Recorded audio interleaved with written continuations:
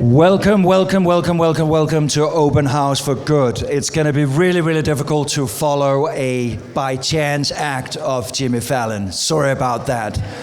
First up, a big thanks to Cannes Lions, Paul Coxhill, Martha, for hosting us this year in the Act Responsibility Hall. My name is Thomas Kolster, and I'm from Goodvertising, and these amazing sisters are the co-founders of Act Responsible, Sophie. Yeah, Sophie! You got it wrong! And Isa, exactly. We will come back to what Act Responsible is, because as you've seen, and as Paul said, it's so important that you go around and see what this industry can do. But before we kick into that, I just want to say, talking about sustainability at an advertising festival, for those who are not in advertising, might seem a bit like pitching peace at a weapons conference. We do have a significant impact on everybody's minds and behaviors. It's a $1 trillion industry. Why do we talk about sustainability? I do think it's powerful because with a big power, with big money, comes that responsibility. So I really do think that it's important we as an industry move forward. I think for too long as an industry we mirrored what happened in society. We love to jump on the latest bandwagon, TikTok and whatnot. I think this is a time to lead, to support, and sustainability is so many things. Supporting journalists, giving all of us a safe media space, and climate. Let's not forget climate in all of this. When our poster child of the climate movement, Greta Thunberg, is out fighting and promoting peace, climate still needs to be up there on the agenda. Anyway, let's keep this cheerful and optimistic. I still do believe in our individual powers, no matter what our job title is, that we can actually enact change. Act responsible. And act with courage. And act with courage, which is our theme this year, which we have to talk about. Act got 24 years. You're growing up. Tell us what ACT is. ACT is a non-profit association that believes that advertising, creativity can help solve the world's problem, whether it's socially or environmentally. And I don't like to speak, so Isa, you go. So basically we're here in the Lions since 2002 for the first exhibition. It's our 24th. Next year, 25, I hope will be lots of people there, but you're here this year. We have this beautiful exhibition, has been 100 campaigns, 32 countries, 74 agencies. Bravo to all the agencies who are creating amazing work. Go around, see it after the little talk with Oskar and all the incredible associations and initiatives that have been growing and helping to shape our industry to go in the right direction. Helping, we have here Dagmara and Claudia from IAA and the UN Global Compact, but we also have at Net Zero. Lots of other organizations that you'll have the pleasure of meeting. And before we go into a little panel talk, do remember this is often an echo chamber. Probably you are all quite passionate about sustainability, so do share wide and far from today. Let's impact more people than are just in this room. Anyways, with that being said, I really want to introduce our panel and our moderator for today's panel. Thank you, Sophie. Thank you, Isa. Give the ACT sisters a big round of applause. It sounds like a musical act, the ACT sisters. Anyways, to lead this amazing panel, all the way from Brazil, we have Fabian Schaefer, who is the CEO and founder of Netza & Co., who is doing a lot of other things, amongst them organizing and helping create a lot of buzz around the climate summit in Belém in Brazil. Fabiana, please come up here. We do also joined by Andrea Monteiro, who's the executive director of Instituto-E. I'm sure we'll know more about what that is. The next gentleman doesn't need much of an introduction. You know, Oskar, you're an inspiration. The words that you say there, sustainability's journey, let's try and make it as sustainable as we can, as soon as possible, and I think that's a powerful mantra. Oskar Metsavaht, founder of Osklen and a UNESCO Goodwill Ambassador for Sustainability. Give Oskar a big round of applause.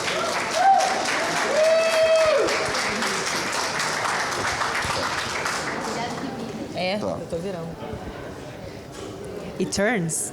Thank you, Thomas. Thank you, Sophie and Isa and Act Responsible, Con Lion, and of course IAA that really helped us being here. So I'm Fabiana Schaefer.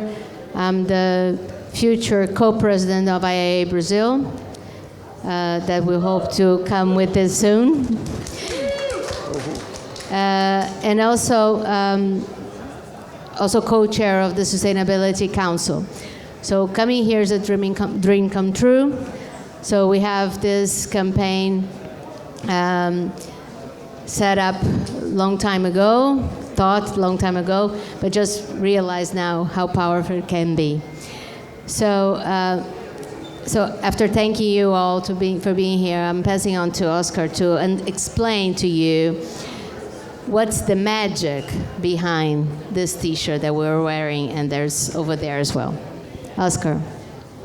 Well, first, of course, I'm very honored to be here, invited by the International Advertising Association, by NETSA, and with this opportunity that Cannes Lion is giving to us creatives to talk more deeply about sustainability. My work is through fashion because it's my platform to use. But the vision I had the chance to have to understand sustainability still in the 90s, it helped me to, let's say in a way, envision what this transition we are living this moment in the planet about sustainability. In the 90s, when I could understand what sustainable development is, that's very important, I like to say, is, yes, we, global society, we can use the nature resources to develop economically if we keep them the same or better for the next generations. This is a concept that brings totally a new paradigm, a change for the new, it was in the 90s, for the 2000s.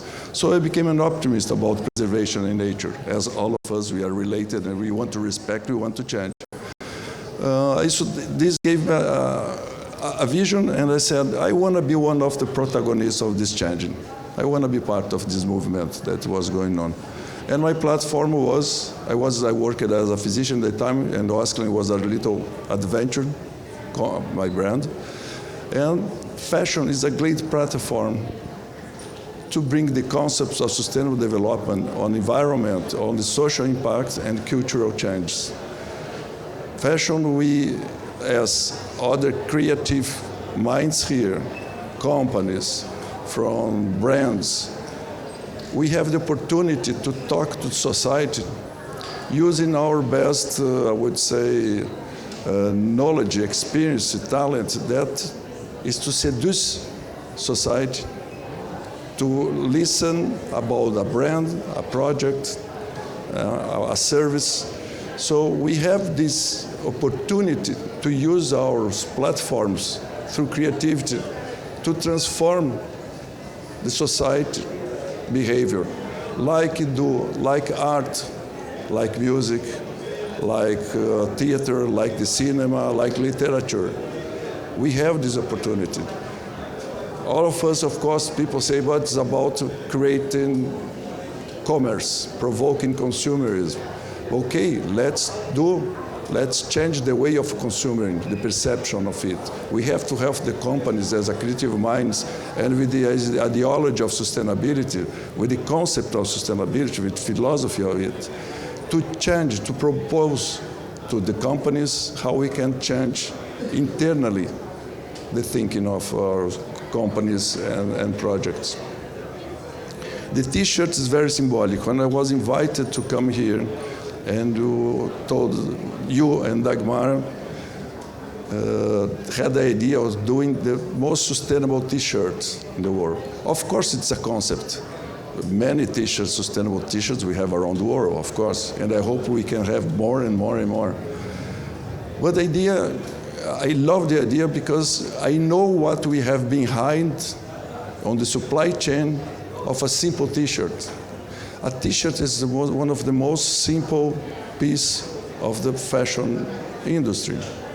It's simple, but it has the strength of, well, first of all, to communicate.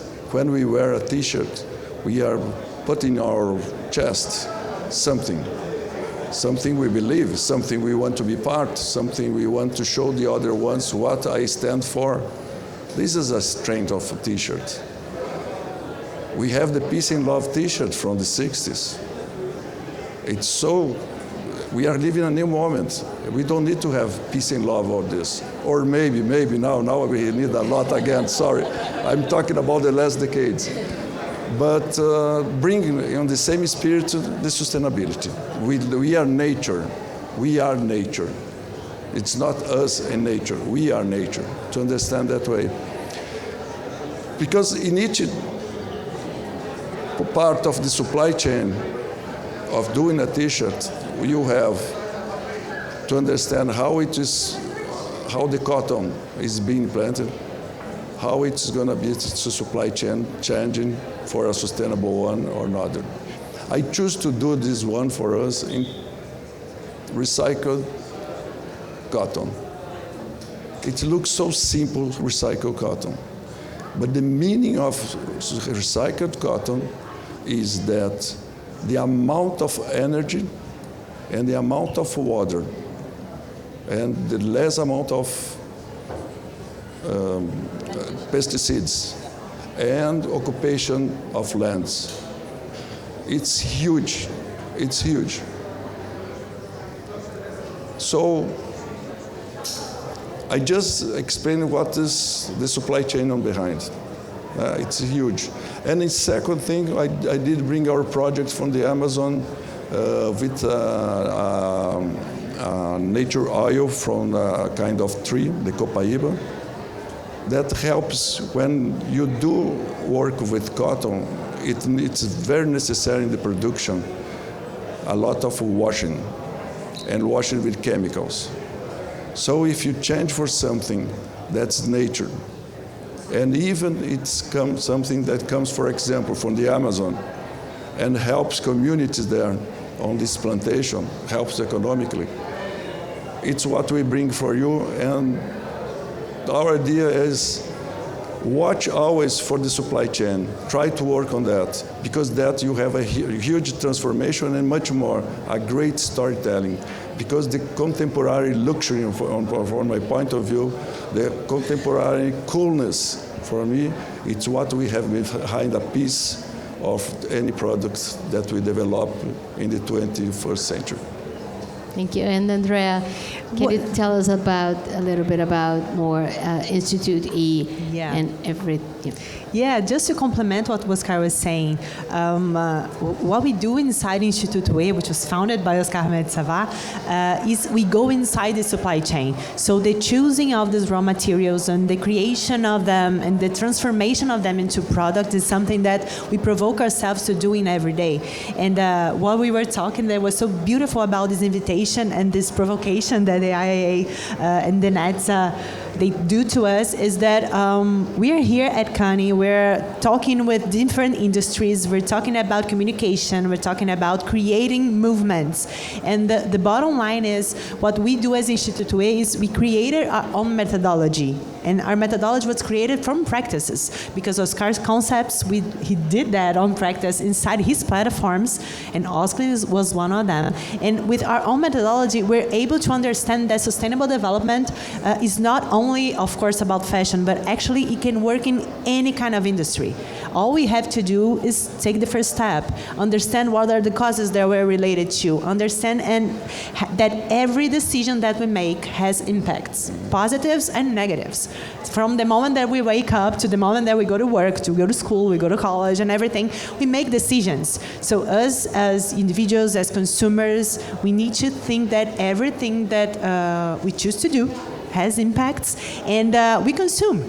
That's the bottom line. We consume content, we consume messages, we consume products, and if we choose to consume something, and if we choose to create some kind of message as marketing, as communication, in any kind of industry that provokes people to think sustainable development, that's halfway done, and that's actually kind of a mission, right? We do this in Instituto-E, we do this at Osklen, I know Netza does it, and the provocation and the beautiful about this is we can do it together. So that's that creates strength. I think this is the inspiration, and this would be like a final message. Take this message away, that go and inspire more people. The T-shirt, as Oskar said, is our outdoor. And the whole point is, let's talk about sustainable development. Let's understand. So can this we say this is an invitation for our? Yes. Okay, We are so living you a are moment. invited. It's about collaboration. We all have great projects here, but we are alone, very vulnerable against the huge system.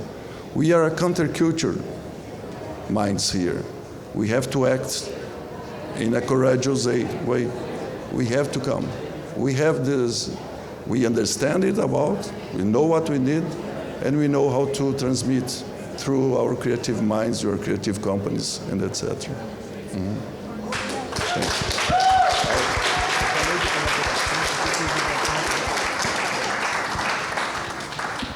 Thank you so much. Give them a big round of applause again. Oskar, Fabiana, Andrea.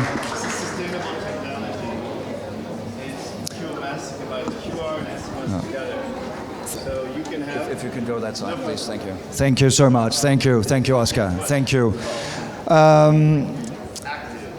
What wonderful words. We are nature. And I think no matter what is written on our job titles, we are also humans. And we do have an amazing capacity to create change. But whoever has been in this change business for a bit of time, or if there's something you want to change in your own life, it can be a very, very lonely battle. So as Oskar said, collaboration is Sustainable Development Goal number 17. And one of the things I'm very proud about in our industry is that from a small little force of individuals, I'm seeing a growing movement of very, very different organizations supporting very, very different causes. And so one thing I want to do here today is to invite some of these many organizations. There's only be 8 out of many organizations in our industry that works in so many different levers of creating change. Before I invite them on stage, and while they slowly make it up on stage, so do come and join the 8 organizations, come and join here in the background while I do a little bit more talking. Thomas, we need to move the table. It's not an easy world we live in today. We are faced with multiple challenges, old narratives, old power structures. So it's almost like we forget this amazing ability to vote. What should advertising look like? Act Responsible give you an amazing opportunity to go out and vote for the ads out here that you see, feel, represents you the very most. So I will really encourage you to go and vote. There is some forms, papers being shoved around, and also get in touch with anybody running around with a little Act Responsible t-shirt on. Anyways, as you can see, we have, I'm gonna count here, 1, 2, 3, 4, 5. 6. 5 amazing individuals. Yes, there we go. My mom would be very proud that I learned how to count. Very, very proud. So anyway, the thing is here, all these wonderful organizations work on so many really, really tough issues. So each of them will get a little opportunity to present what it is that they do, their solutions they provide. And wholeheartedly, I encourage you to go and meet with some of these people, ask them questions, ask how you can support, ask how you can get involved. This is really the opportunity to do so. Anyways, I'm just going to start from the top of my paper, and you can step forward, and then we're going to do a quick mic round, okay? So first of all, we have Lisa Baker from Creative Ladder. A big round of applause. Hi, everybody. I am apologizing in advance to whoever has to hold this microphone after me because it's very hot and I am very sweaty. But I'm Lisa Baker. I'm the VP of Development and Operations with the Creative Ladder, and it's my great privilege to tell you about this organization today. We actually launched right here in Cannes in 2022, and at that time we had a real-life superhero on stage with us. Alongside Ryan Reynolds, the Creative Ladder was co-founded by our current CEO, Deanna Dorsey, who's here, and former Adweek editor David Greiner. I'm certain that all three of them would agree that it takes much more than a superhero to bridge the opportunity gap we see in creative industries today. It takes dedicated people with thoughtful solutions like all of you in this room. The Creative Ladder's approach to tackling equity and equality in advertising and marketing is based on our mission to connect, inspire, and elevate the next generation of creative leaders. So first, connection. We bring together early and mid-career professionals, our rising leaders in the first decade of their career, through in-person and virtual events. So they have a supportive community and they feel like they're no longer just the only in the office or the only on their Zoom call. These are brave, safe spaces where attendees can be themselves and find like minds, sounding boards, and sometimes lifelong friends. Second, inspiration. We also connect our participants with industry innovators and pioneers at the forefront of marketing. Our participants can have transparent conversations with these leaders that they wouldn't get anywhere else. It's a brief peek behind the curtain to see what it takes to be at the top of your game, but also a chance for our rising leaders to see the real human, empathetic side of leadership. On an even deeper level, we set up mentorship opportunities and match mentors and mentees with intention so that not only are the relationships inspirational, but they're providing practical skills, coaching, and feedback. Finally, elevation. When we surveyed them, more than 80% of industry leaders across the board said that they'd never received leadership development or training before being promoted to a leadership role.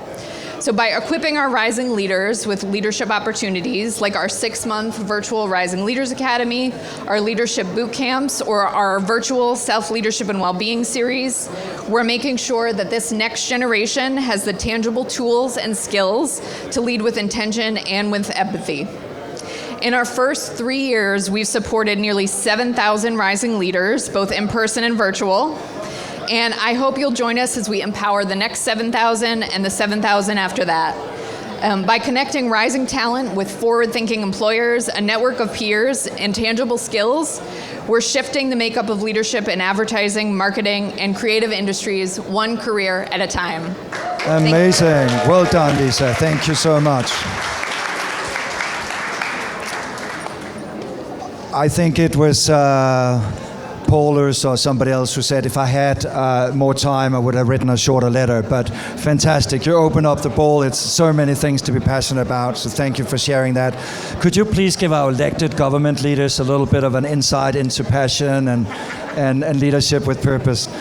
Anyway, next organization here, sorry about that, is Jake Dobbins, who's been on this journey for a very long time. Jake is from the Conscious Advertising Network. Jake, welcome. Thanks very much, Thomas. So Conscious Advertising Network is 190 global brands, advertising agencies, but civil society groups that effectively are trying to drive accountability and transparency through the advertising supply chain. Oskar was talking about the fashion supply chain. The advertising supply chain is infinitely more complicated. Shit tons of people are making a lot of money from the attention that they are gaining from all of us. The attention that they are gaining from all of us, the scale of the advertising supply chain, and the opacity of the advertising supply chain. So just a very quick example of that. One of our global members actually asked their supply chain, how many websites are we on globally? they refused to tell him, so he hacked into his own system, found out he was on 280,000 websites globally. No way to audit that. They were on climate denial sites, hate speech, they were on child sexual abuse material. They were literally everywhere across the bad part of the internet. What that actually looks like is that big brands that are winning awards here are currently on climate denial sites saying that the Amazon is not under pressure, basically saying in extreme weather events that you shouldn't trust rescuers. Things like wildfires are caused by governments to clear land, but also, and I know this is sustainability, but I'll say this very, very quickly, there are also, we've seen tons of evidence of very big brands on self-harm videos, on suicide videos, and encouraging bullying videos. So this is a massive problem because they don't know they're there. So the actions that we're asking for is to drive transparency through the advertising supply chain. Ask better questions. Everybody has the right to know what their supply chain looks like, okay? Ask better questions, drive transparency through it. Like the fashion supply chain, everybody should know what they're looking at. And then just finally, we have this global initiative for information integrity on climate change with the Brazilian government, with the UN, with UNESCO. We're talking about that on the Friday as well. So yeah.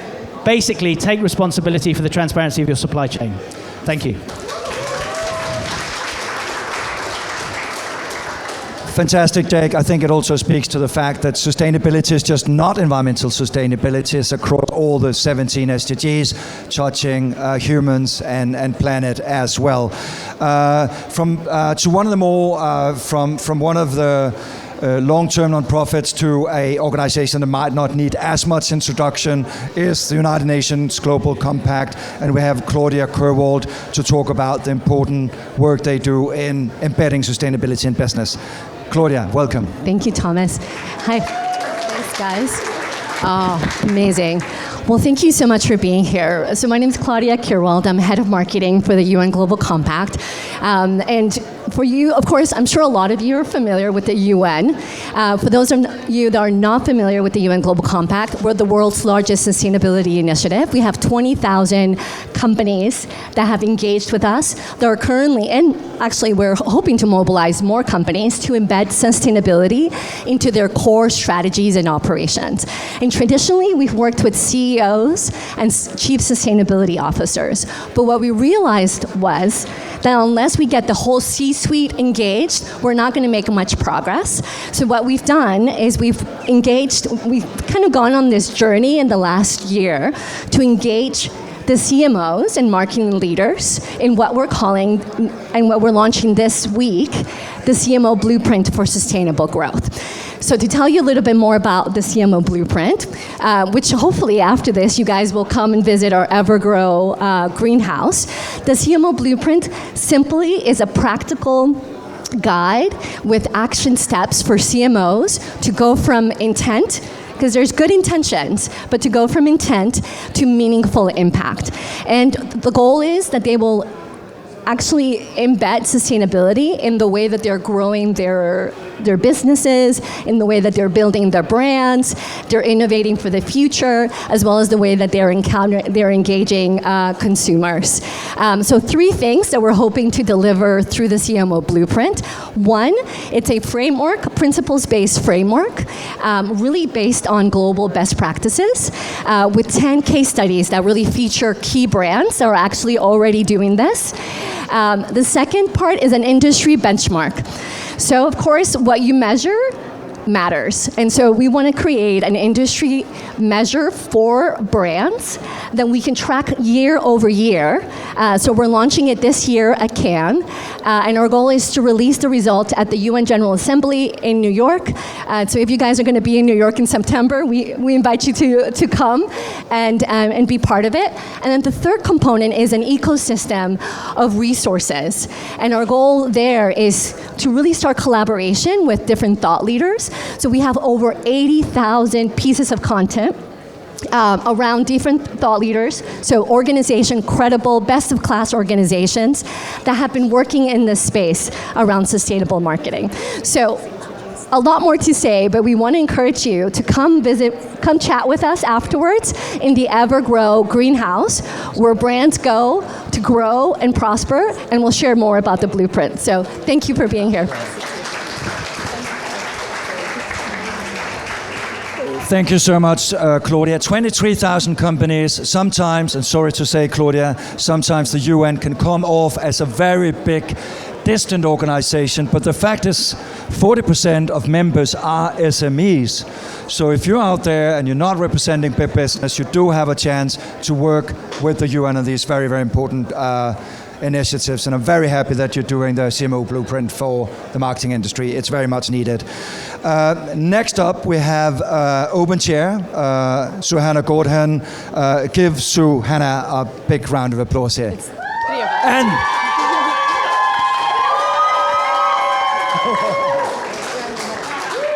woo! When I walk into a room that carries meaning, the first thing I do is look around for other women, especially women of color. And the first thing I notice is the open chairs. The biggest challenge we face in our creative industry is not that there are not enough women, it's the fact that not enough women are taking up those seats in leadership, and far too many of them are leaving. Today, mentorship doesn't have to be a long, arduous journey. It can take place 40 meters above ground, and it can inspire both in content and in breathtaking views. I'm Suhanna Gordhan, founder of Open Chair, a South African organization designed to inspire and uplift the next generation of women leaders. Our mentorship... It's working. Hello? Yes. Our mentorship took place in the form of speed dating, and we did our first event on a Ferris wheel in Cape Town. And there were 30 mentors and 60 mentees, and it's a really amazing space where you can have really intimate, sort of like career conversations. And what happens is the mentees get on for 10 minutes, and a revolution of 10 minutes, and they jump off, and they get back in and get in with another mentor. It's really, really cool. I'm Rana Williams, and I am one of the board members of Open Chair, and I'm inspired here to have the possibility of like reaching for the stars and the sky, where things can really, really happen up there, meaningful conversations up in the sky. In South Africa, quite frankly, we do not have enough women leaders at the top, and especially women of color. If we're lucky, we could probably count about 10, but in last year's creative rankings, in the top 20, there wasn't even one woman. This problem is not unique to us, but our job is not to convince people to hire more women. Our job is to mentor women to stay in those positions and to get the careers they deserve. I'm Alina MacDonald, Open Chair board member, and we'd like to share a dream we have. Can we go to slide 2 on our presentation, sorry, just to give you an idea of how it all works. So, as Roanna mentioned, we host our speed dating events on a Ferris wheel. And the beautiful thing about a Ferris wheel is that it's actually, in this context, a virtuous circle, where one positive event causes another positive event and sparking a chain reaction and a metaphor of paying it forward. There are over 500 Ferris wheels currently all over the world, which means that we could host a speed dating event in every major city in the world. We want to cause a revolution in the skies where young women from all over can look up to the women that they have always admired and have a chance to have a conversation with them. We also want to secure the next generation at the head of boardroom tables and remind them of a powerful conversation they once had on a Ferris wheel. We are called Open Chair, but this is not about filling seats. It's really about equipping the women of South Africa and the world, hopefully, and the women of color with the right narratives and the wisdom to not only take the seats they deserve, but to understand that they were born for them. So the question is, what are we asking for? Okay, we want to take this mentor-mentee speed dating model global. We need your support and we need funding to make this happen. And I'd also like to just ask for the Open Chair ladies who are in the room. 15 of them through Open Chair, got to be at Cannes this year. Can they just step forward? Because it's just so cool. Woo! Woo!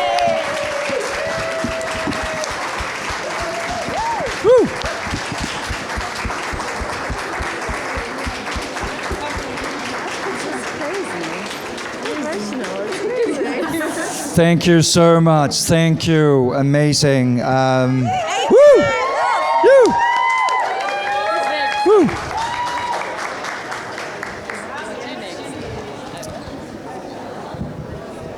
I think this really does represent how many things we as an industry are battling with, inherent things, things outside the industry that we can influence and that we really have to change.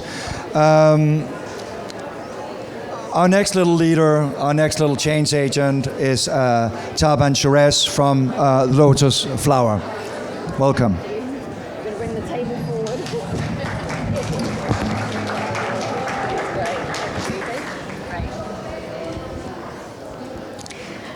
At the age of 4, I was 30 minutes away from being buried alive, held prisoner with my family by Saddam Hussein's regime during the Kurdish genocide.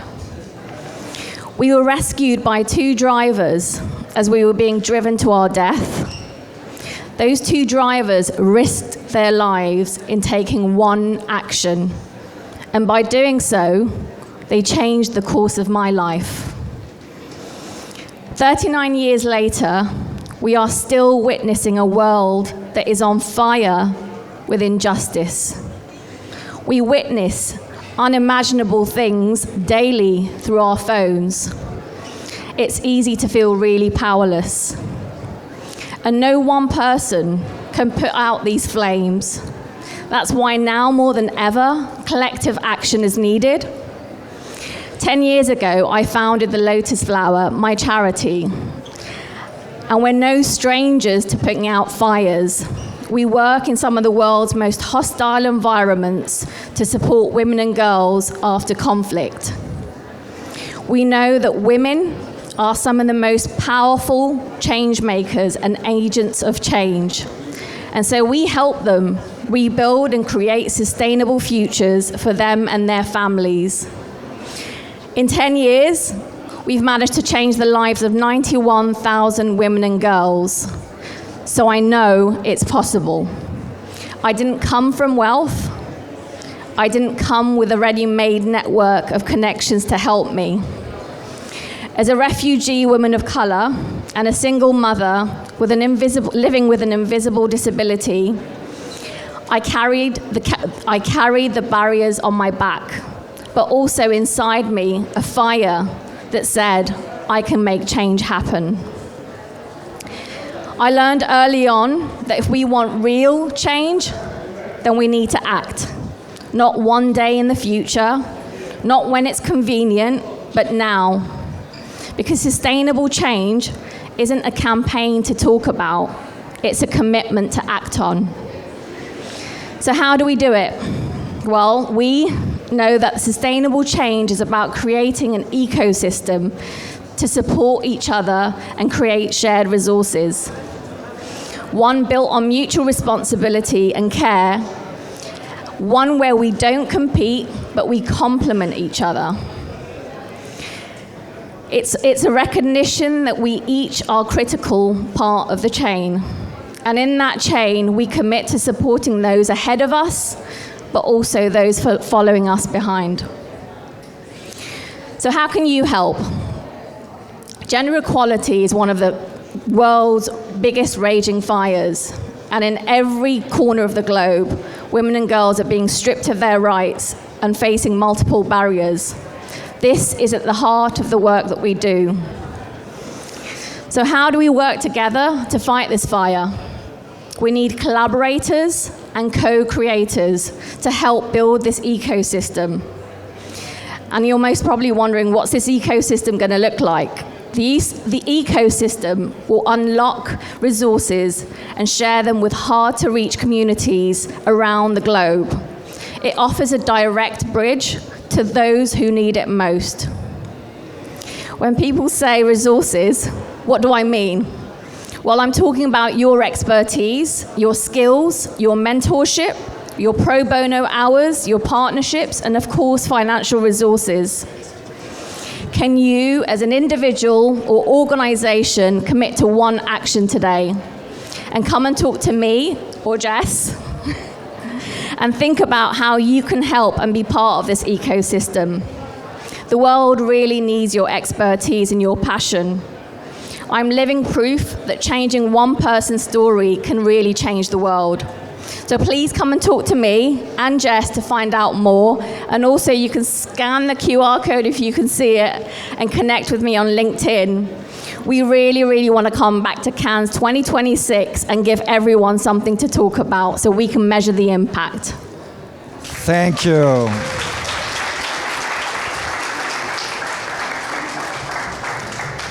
And I'm very much looking forward to seeing you in Cannes 2026, and it's very much up in your hands to actually help make that happen. And what a beautiful story that sort of summarizes also the theme of this year, Act with Courage. Acting is something we do now. We can't postpone it. And I think this also speaks to our next speaker's challenge, climate. No doubt about it, it's going to be almost impossible to keep our world within the 1.5 degrees. We're here in an extremely warm Cannes, water scarcity, we're feeling it, not enough are being done. Our industry is a symbol of consumption, as was talked about earlier. So we are also very much at the very center of all of this. So to talk about how we can do something about it and how we all should do something about it, we do have at Net Zero Sebastian Munden. Welcome. Great, thank you, Thomas, and hello, everybody. So AdNet Zero started about 6 or 7 years ago with a lot of curiosity. The curiosity was a bunch of people working in advertising and media in London and wondering why all these other industries seem to have quite substantial programs around sustainability and changing the carbon footprint of their industry, and advertising appeared not to have that. AdNet Zero was born from the curiosity and courage of these people. And we're a program to help the ad industry not only decarbonize its own operations and supply chain, but to support every other industry to accurately promote more sustainable products and services. We count on hundreds of advertisers, agencies, commercial media owners, tech and production companies as supporters. And we wouldn't be where we are without them, almost 250 of them, plus their industry associations. We have representation across the world, US, Europe, UAE, Australia, New Zealand. Our 5-point action plan is intended for climate novices to try and simplify the challenge and break it down into manageable parts. It's actually turned out to be quite enduring for people who've gone quite a long way down the road in conceptually kind of dividing the problem up. It's a systematic and relevant plan. And what we do is support with frameworks, tools, case studies, many of which are generated by the Campaign AdNet Zero Awards, which we run every year. It's open for entries this year. There's a fun side to awards, of course there is, but there's a serious side too. We're collecting case studies to show what can be done. How many millions of people's behaviors can be assisted, decisions made differently, and also how the industry itself can radically decarbonize. So please enter these awards if you've got something to say. And actually one of the things is don't be modest. Don't be modest. You'd be amazed how good your stuff is. So why are we here at Cannes Lion? We're at Cannes Lion every year for 2 reasons. 1, to track what's going on here. Who's getting awards? How much sustainability is there in the content of the awards that are being handed out every night?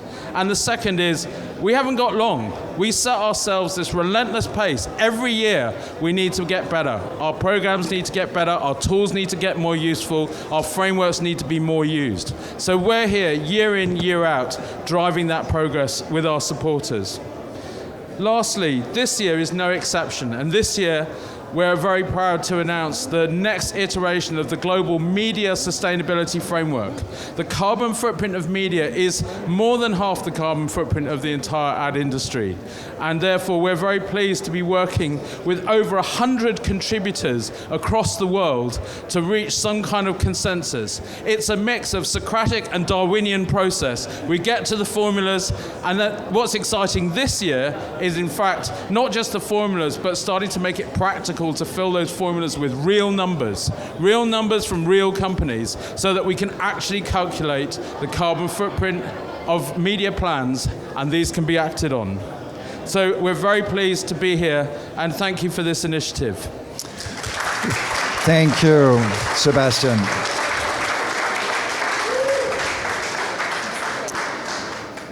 So obviously, the Cannes Lions Festival of Creativity does have a lot of different people at heart, but obviously the latter part of that name is creativity.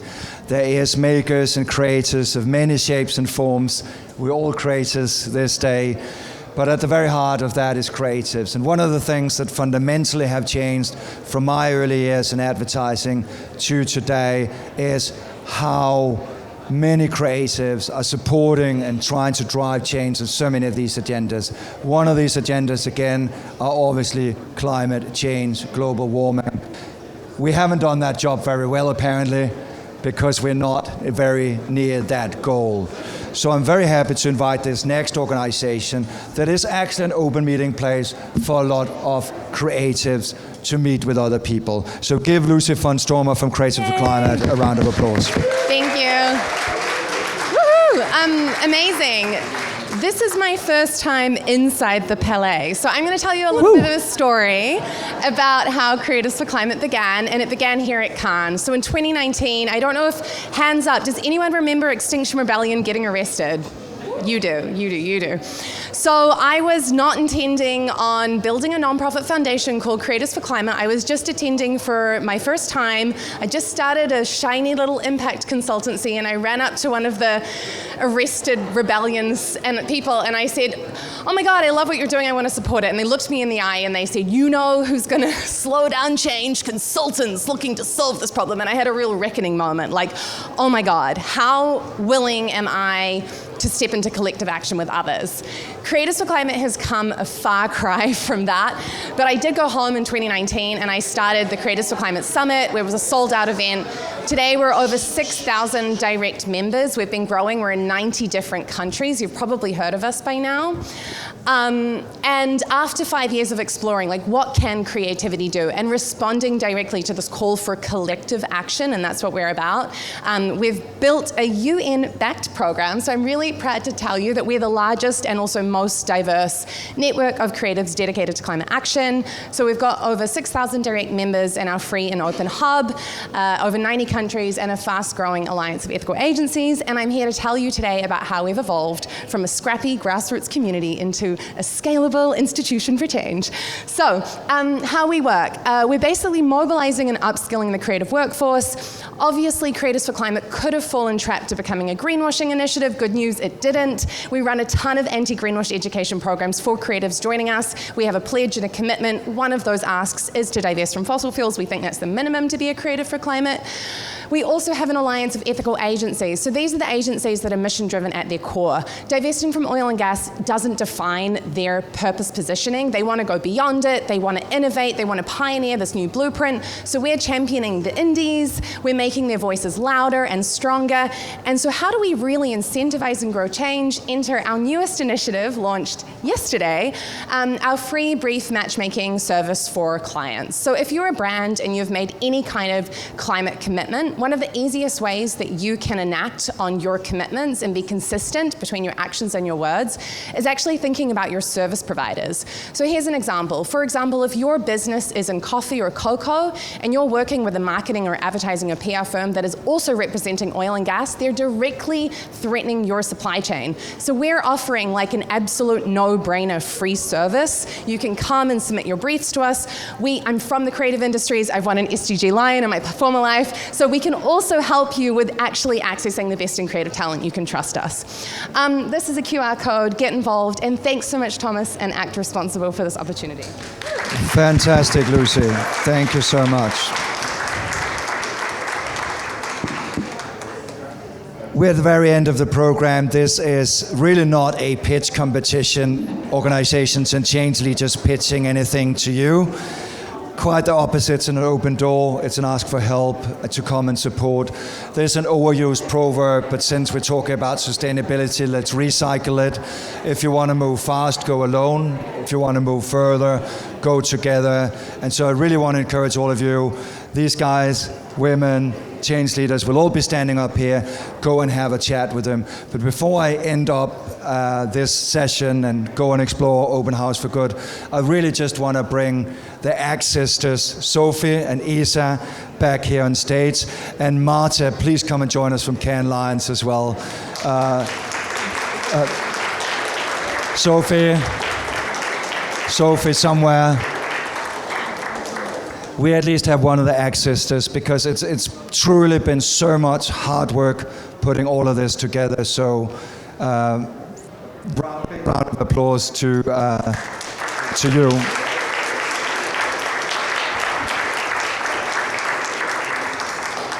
Well, thank you, Thomas. Thomas is the voice for ACT, because we don't have a very good voice.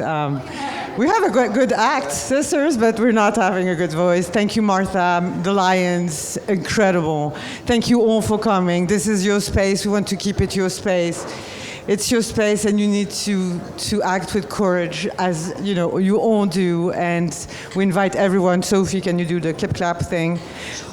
Sophie, come. You're the sister. So just be a sister. Okay. I'm sorry. I thank you all. Thank you all, because it was ACT is about being together.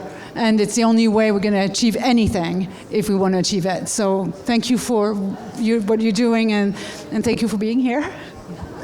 And thank you, Martha.